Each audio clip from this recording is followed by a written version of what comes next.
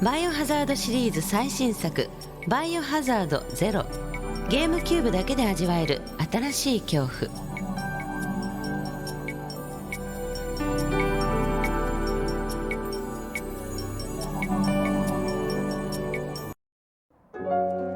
扉を開けて先に行く、扉を開けて先に行くって言った時に何がいてるか分かんなくて、その触っててこう思わず何かあったらやばいよねっていう、実際ないけどリアリティのある恐怖っていうか、なんか得体の知れないものが怖いとか言うんじゃなくて、もう実態としてそこにあるものですよね。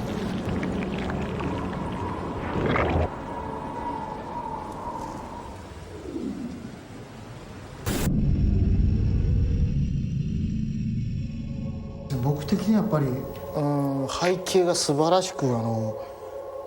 臨場感あって生きてる感じですよね。しかもクオリティがほとんどもう映画と遜色ないレベルまで、来た中で、怖いっていう雰囲気を存分に楽しんでもらえればなっていう。彼が強調したその生感っていう生感、それをですねやっぱり引き続きちゃんと表現で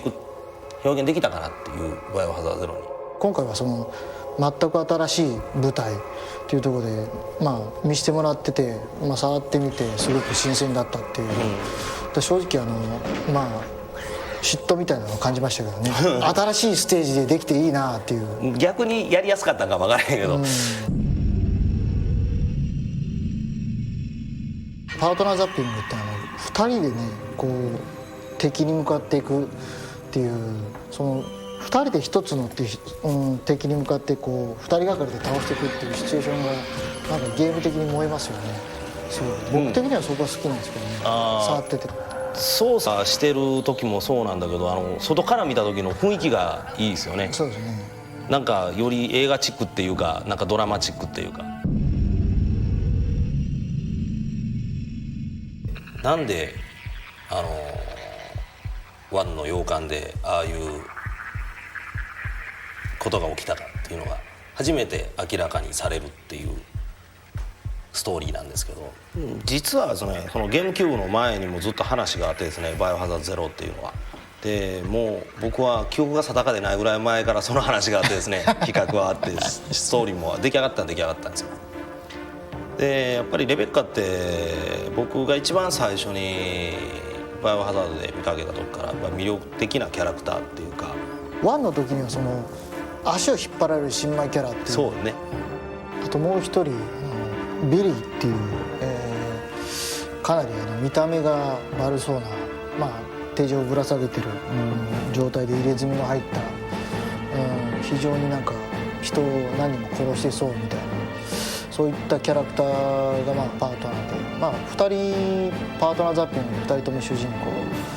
公、この2人の掛け合いの中でストーリーが進んでいくんですけど、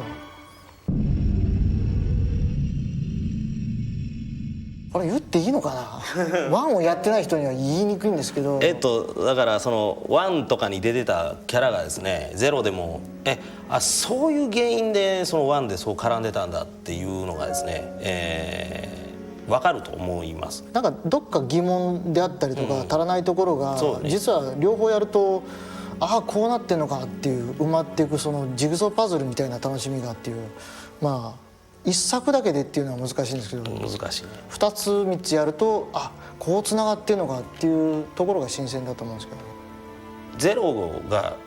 強調したいのはやっぱり新作であるよっていうところで、そこに対してのハードルやりやすいんだったらやってもらったらいいと思ってて、でも僕はやっぱり必ずそのワンは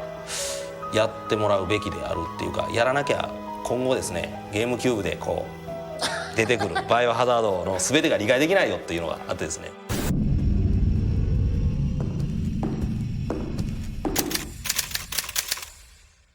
完全にオリジナル新作、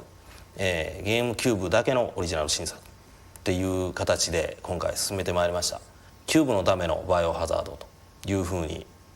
私自身は思ってましてですね、ゲームキューブユーザーの方にどんどんバイオハザードを楽しんでいただければと、願ってます。まだキューブは発売されてそんなに間もないハードで、僕らはそれに対してどんどん膨らまさせていける、いいチャンスだなと思ってて、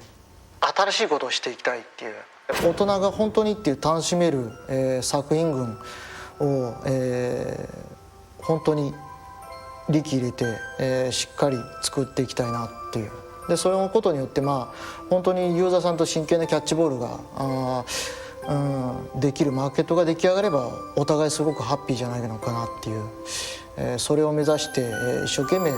頑張りますんでよろしくお願いします。